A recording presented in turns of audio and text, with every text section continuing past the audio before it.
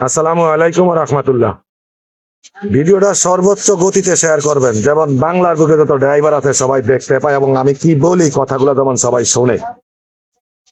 এই যে রাস্তাঘাটে আমাদের গাড়িগুলা মাইর খায়, ফোল্ডি খায়, ঘুমে, বেশিরভাগ ঘুমের কারণে আমাদের গাড়িগুলা এইভাবে রাস্তাঘাটে ফোল্ডি খায়, বেশিরভাগ ঘুমে।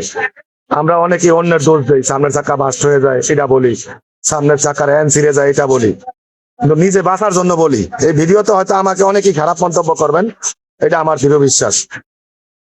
এটা আমার দৃঢ় বিশ্বাস, আমাকে অনেকেই খারাপ মন্তব্য করবেন।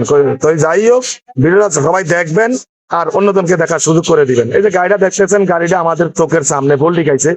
ড্রাইভারের চোখে কিন্তু ঘুম ছিল, ঘুমের কারণে গাড়িটা প্রথম ডাইন সাইডের সামনের চাকা আইলনে বেঁধে যায়, বেঁধে দেওয়ার সাথে সাথে চাকাটা বাস্ট হয়। বাস্ট হওয়ার সাথে সাথে আবার গাড়িটা বামে মুসল্লা, বামের জন্য আবার ডাইনে টান মারে, গাড়ি ডাইনে টানের সাথে সাথে আইলন মেরে দেয়, মেরে দেওয়ার সাথে সাথে কিন্তু গাড়িটা পল্টি খায়।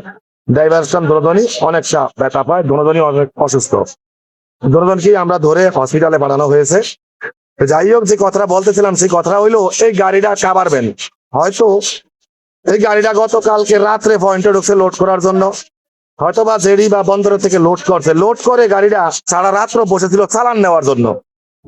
বাংলাদেশে বন্দরে যারা গাড়ি লোড করেন তাদের উদ্দেশ্যে বলছি, আমরা সবাই এক কথা হন। আপনারা সবাই বন্দরে যারা লোড করেন তারা এক কথা হন, গাড়ির লোডের সাথে সাথে গেট পাস দিতে হবে, গাড়ি বের করে দিতে হবে, তখন গাড়ির রাস্তাঘাটের দুর্ঘটনার হবে না। এটা আমার দৃঢ় বিশ্বাস।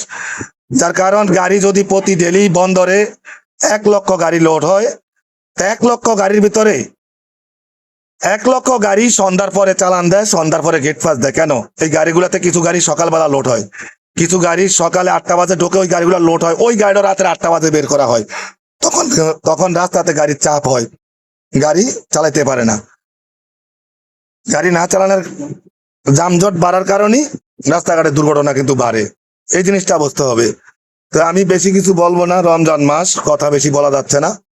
এই গাড়িটা দুর্ঘটনা ঘটে দিনের তখন 12:30। আমি আরোটা ভিডিও আপলোড দিছি, আপনারা দেখুন ভিডিওতে।